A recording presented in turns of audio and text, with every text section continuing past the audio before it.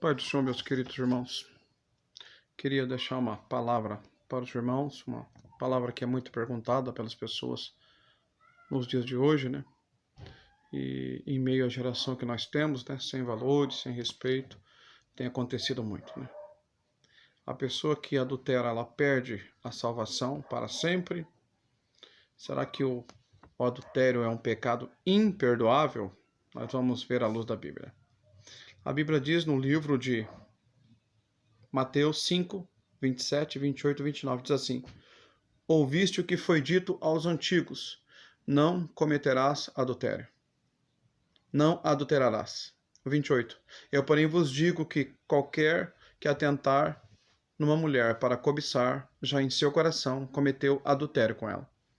A Bíblia está dizendo que adultério não é só a prática em si, mas somente não é só a prática em si, mas pode ser também o adultério mental, aquele que há no pensamento, aquele que há na imaginação. Jesus disse que a condenação para uma pessoa, né, ou a pessoa ser pega no pecado, não é somente pelo ato em si, mas também pelos pensamentos, pelas imaginações. Ele está dizendo que se esse homem cobiçar essa mulher, mesmo que seja mentalmente, ele já cometeu adultério com ela.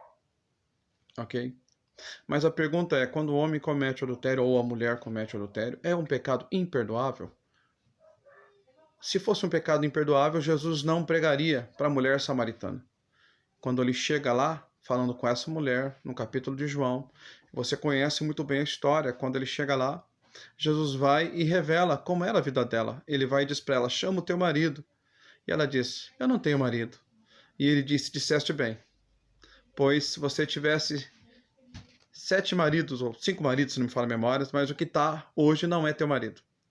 E a Bíblia vai dizer que ela reconhece isso, ela não estava nem casada, ela estava amaziada, já tinha tido vários relacionamentos, vários casamentos, e ela estava amaziada naquele momento, mas a Bíblia diz que Jesus pregou o evangelho para ela. Então eu não posso dizer que adultério é um pecado imperdoável, ou que divórcio é um pecado imperdoável. Nós podemos dizer que é um pecado, gera consequências na família, gera consequências no casamento, gera consequências na sociedade, gera consequências no ministério, gera consequências em várias áreas da nossa vida.